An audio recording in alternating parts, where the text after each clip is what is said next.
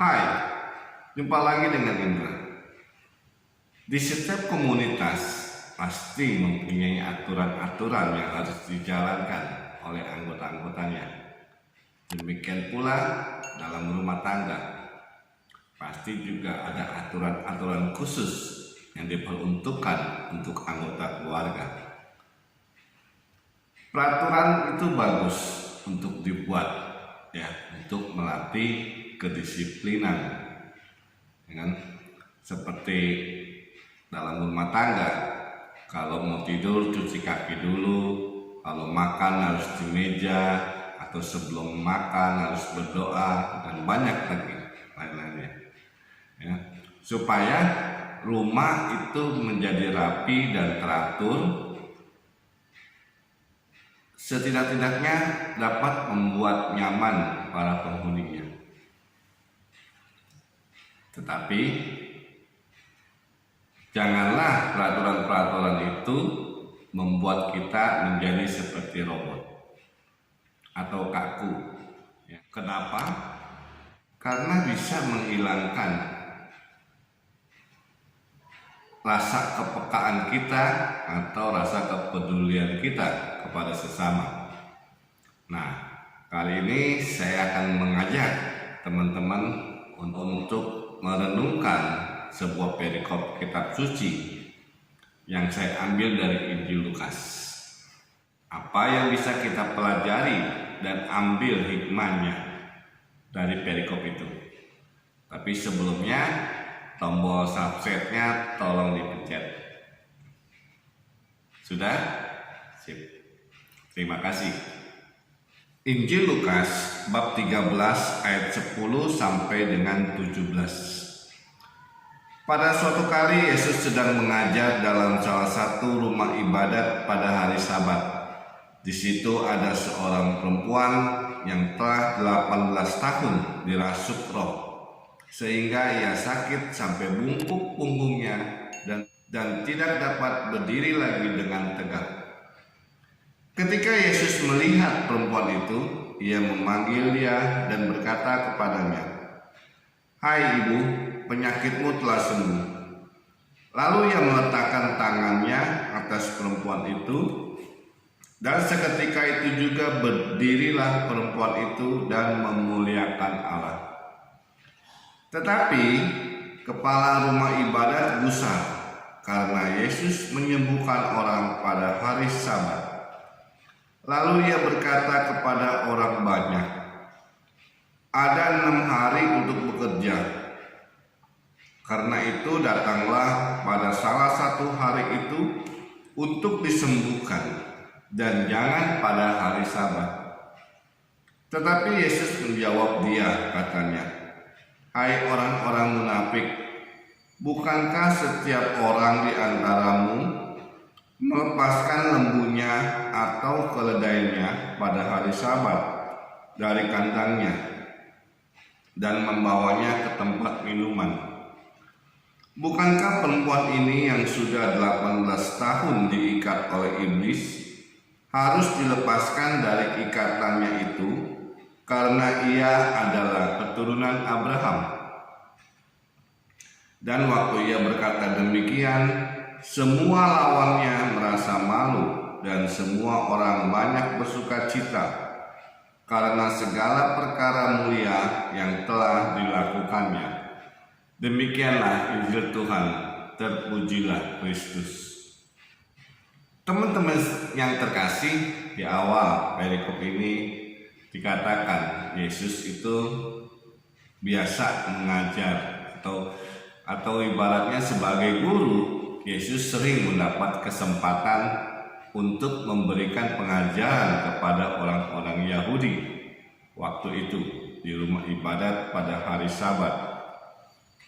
Selagi ia mengajar, di situ ada seorang perempuan yang sudah sakit 18 tahun. Cukup lama ya. Di sini nggak disebutkan apakah ia tetap hari Sabat ia datang atau pas hari itu kebetulan Yesus ngajar ia datang. Nah, perempuan itu sakit sampai bungkuk punggungnya dan tidak dapat berdiri lagi karena ia dirasuk oleh roh. Nah, kebiasaan orang Yahudi saat itu, kalau orang yang mengalami sakit atau cacat dianggap oleh mereka kemasukan iblis atau hukuman dari Allah. Ketika Yesus melihat perempuan itu, Yesus memanggilnya, lalu berkata, "Hai ibu, penyakitmu telah sembuh." Itu merupakan suatu gerakan dari dalam hati Yesus karena rasa belas kasihan. Ia merasa kasihan melihat ibu itu yang sudah lama menderita sakit. Kemudian Yesus meletakkan tangannya di atas punggung si ibu, si perempuan itu, dan seketika itu juga berdirilah perempuan itu dan memuliakan Allah. Nah, masalah mulai muncul atau timbul, ya. Ketika kepala ibadat itu melihat Yesus sedang berbuat itu, maka kepala ibadat itu gusar, ya, gusar mungkin marah, ya. Kenapa? Karena Yesus menyembuhkan orang pada hari Sabat. Ini melanggar peraturan, pikir kepala ibadat itu. Karena dan karena nggak berani menegur Yesus secara langsung, dia menyinggung Yesus dengan berkata kepada orang banyak, "Ada 6 hari untuk bekerja, karena itu datanglah pada salah satu hari itu untuk disembuhkan, dan jangan pada hari Sabat." Hari Sabat bagi orang Yahudi itu adalah hari Tuhan, hari yang kudus bagi Tuhan, atau bisa juga disebut hari peristirahatan, ya. Jadi dengan begitu, pada hari Sabat di orang-orang Yahudi itu dilarang untuk melakukan kegiatan pekerjaan. Jadi mereka diharapkan atau dianjurkan untuk beribadah, ya. Sekalipun untuk menyembuhkan orang sakit nggak boleh. Maka waktu zaman Yahudi, kalau orang sakit pas hari Sabat, tentu kita bisa membayangkan betapa sengsaranya dia. Tetapi Tuhan menjawab, Yesus menjawab kepada kepala rumah ibadat itu, "Hai orang-orang munafik, bukankah setiap orang di antaramu melepaskan lembunya dan keledainya pada hari Sabat dari kandangnya dan membawanya ke tempat minuman?"